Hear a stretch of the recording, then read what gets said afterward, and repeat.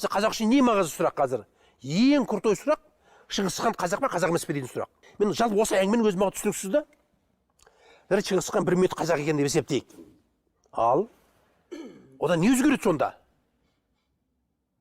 Марста алма гүлдей ма?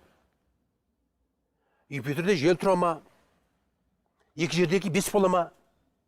Әлде сізде мүйіз шыға ма? Мүйіз шықсыз қанша сантиметр шығады? Мен осы әңгімені түсінбеймін. Бірақ әңгіме, сіз артқа қарап жүрмеңіз, алға қарап жүріңіз сіз. Бүгінгі ойлаңыз, ертеңін ойлаңыз.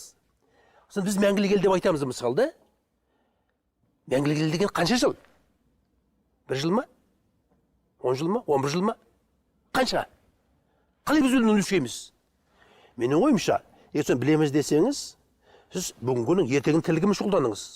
Егер сіз біреуді мойнатамыз десеңіз, сіз технология жасаңыз, технократ болыңыз. Сіз Жапонның Toyota сияқты бір машина ойлап табыңыз.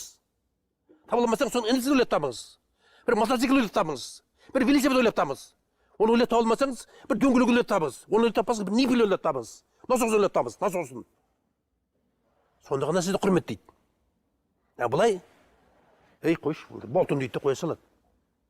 Өйткені сіздің тарихыңыз терең деп айтасыз. Бірақ сіздің тарихыңыз сіздің өзіңізден басқа ешкімге керек емес. Сіз қай елді білесіз? Мен тарихым терең емес деп айтқан.